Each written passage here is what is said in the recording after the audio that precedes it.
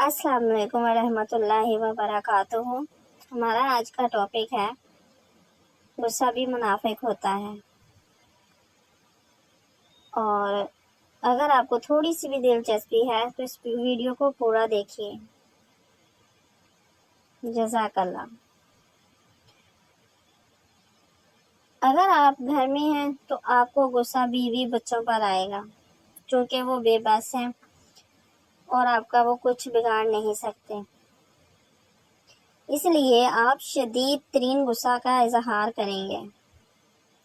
اور اگر آپ کی بیوی ہمپل ہے تو پھر اللہ نہ کرے آپ کے گھر میں کوئی کم سن ملازمہ کام کرتی ہو، کیونکہ پھر دونوں میاں بیوی اس پر شدید ترین غصہ نکالیں گے، چاہے اس کو ماریں، پیٹیں یا پھر بھوکا رکھیں۔ ہمارے معاشرے میں ایسی کئی مثالیں موجود ہیں۔ مدرسہ اور تعلیمی اداروں میں جو اساتذہ بچوں پر لاٹھی چارج کرتے ہیں اور جس طرح تھپڑ سیدھ کیے جاتے ہیں، وہ بھی غصہ ہی نکال رہے ہوتے ہیں۔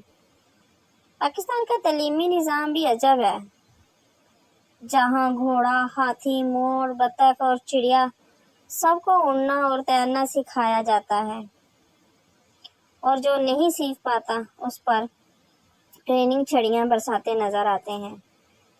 ایک حدیث کے مطابق غصہ نہ کرو تو تمہارے لیے جنت ہے۔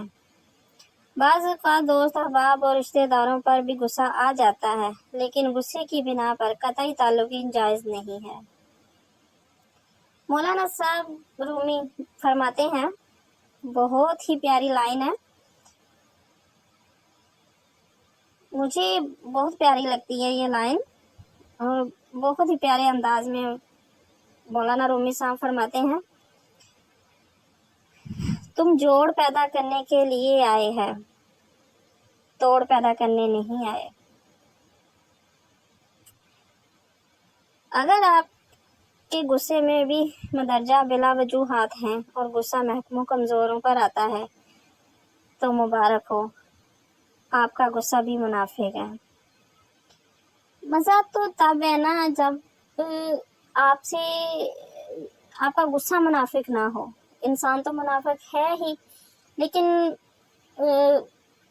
انسان نے اپنے ساتھ ساتھ اپنے غصے کو بھی منافق کر لیا ہے۔ اور کیسے کر لیا ہے کہ غصہ بھی فائدہ اور نقصان دیکھ کر کرتا ہے۔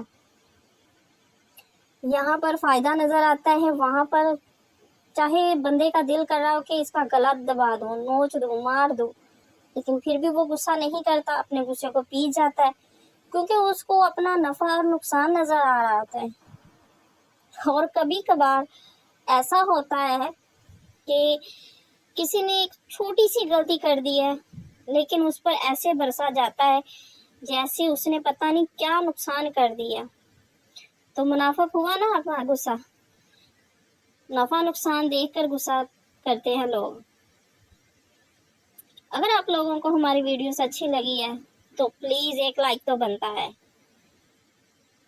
پلیز ہمارے چینل کو سبسکرائب کیجئے، لائک کیجئے، اگر ہو سکے تو شیئر بھی کر دیجئے۔ ہماری حوصلہ افزائی کے لیے ہمارے ساتھ جڑے رہیے۔ خدا تعالیٰ آپ کو سب کو ہم کو سلامت رکھے۔ جزاک اللہ خیر کثیرہ، سلامتی ہو۔ اللہ حافظ۔